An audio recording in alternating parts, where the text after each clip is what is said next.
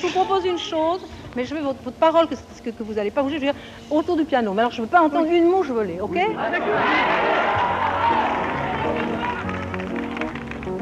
Allez savoir pourquoi au piano ce jour-là, il y avait une musique sur la peau de mes doigts, une musique. Une femme piano, c'est ainsi qu'elle se définissait, Barbara.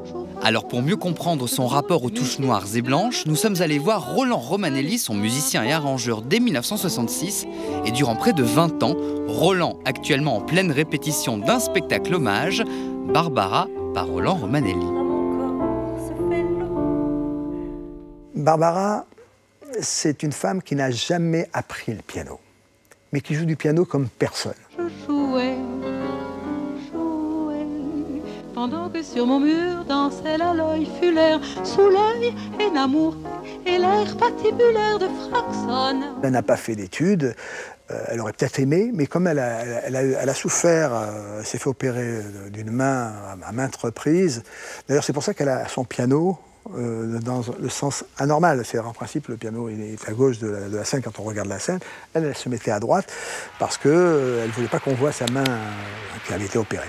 Quand elle composait, elle posait ses mains sur le piano et c'est sa mélodie et son instinct qui l'a guidée à s'accompagner.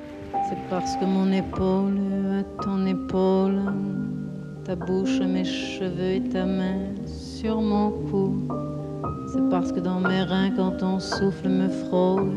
C'est parce que tes mains, c'est parce que joue à joue.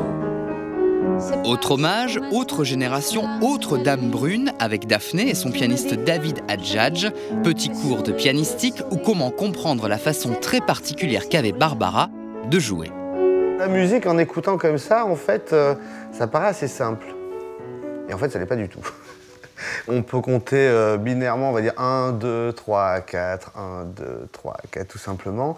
Et en fait, non, elle va faire 1, 2, 3, 4, et puis à un moment donné, elle a envie de rajouter un temps comme ça, parce qu'elle a besoin, j'imagine que c'était pour ça, de placer sa voix, parce qu'elle a un peu plus de texte. Et alors elle fait 1, 2, 3, 4, 5, 1, 2, 3, 4. Mais j'ai tout essayé, j'ai fait semblant de croire, et je reviens de loin.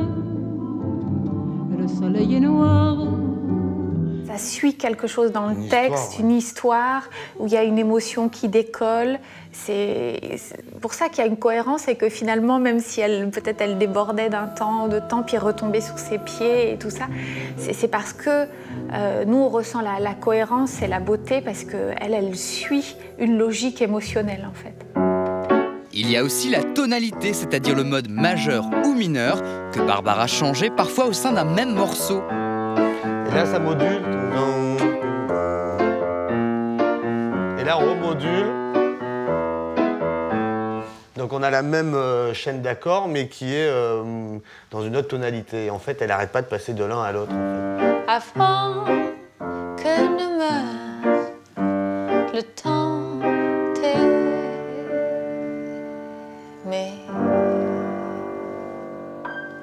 Barbara, c'était la sobriété, la simplicité. Quand elle s'accompagne dans les insomnies, elle fait...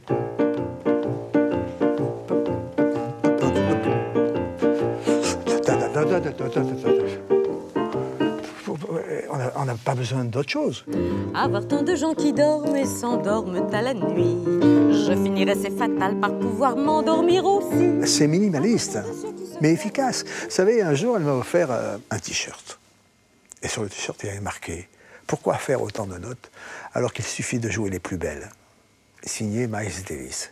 Et bien, depuis ce jour-là, j'ai compris que la musique, c'était pas forcément les notes. Le plus dur, c'est de pouvoir trouver les bonnes notes. Dis, quand reviendras-tu? Dis, au moins le sais-tu, que tout le temps qui passe ne se rattrape guère, que tout le temps perdu ne se rattrape plus.